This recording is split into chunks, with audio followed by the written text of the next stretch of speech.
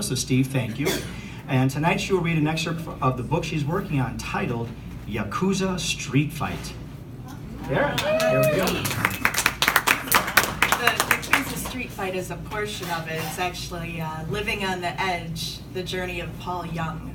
So this is his story that I've recreated in the theme of fear for you all tonight. It was a cold autumn evening in Tokyo, fall of 1970. The skies were gray and cloudy, and a cold haze hung in the air as the trees slowly lost their leaves. One by one, they gathered together, just awaiting that next gust of wind to be torn apart once more. After a long, hard day of work at the 5th Air Force Base in Fuchu, Charlie and I headed out in search of sustenance and something perhaps even more than that.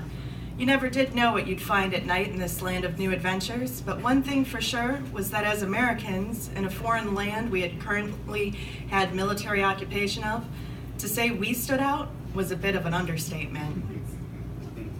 The only thing that truly saved us from looking like complete tourists was the kimono that my dear friend Ishikawa had gifted me. Its fine fabric, similar in texture to a suit, was a nice change from the common everyday uniform, and I always looked forward to the occasion and opportunity to wear it. We traversed the common thoroughfares when we happened upon a smell that was often uncommon to find in this part of the world.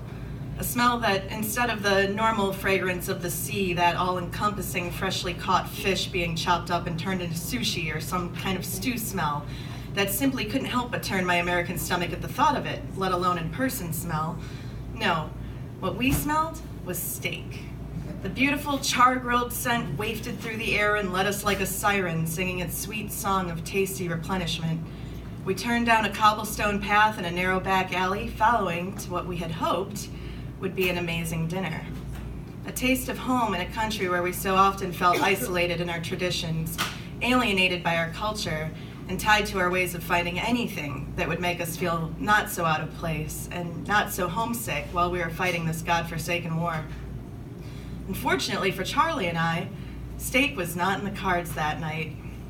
Our dreams of discovering the location we were searching for came to an abrupt halt at clashing sounds in the not so far away distance. We stopped, one cobblestone alley too far, and were greeted by flying samurai swords cutting deftly through the air, occasionally finding ground in the flesh of their enemy, the sharp steel blades of their katanas slicing in and drawing blood as red droplets hit the ground before us. "Yamero!" One of the men who looked to be in charge shouted out. He held up his hand, which was missing a few digits, and everyone stopped mid-battle. What we had unknowingly interrupted was none other than two feuding factions of the Yakuza in an all-out street war to the death. I couldn't believe it when they stopped moving at the interjection of the man who was now standing right in front of me.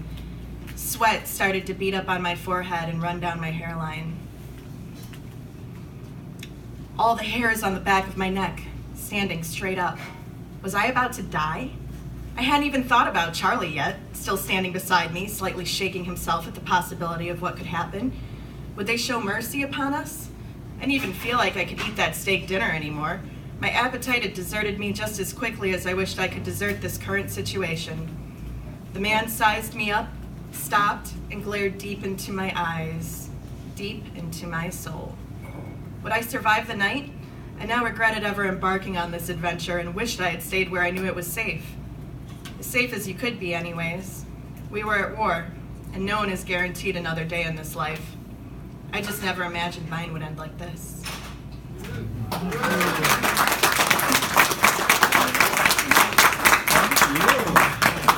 Awesome.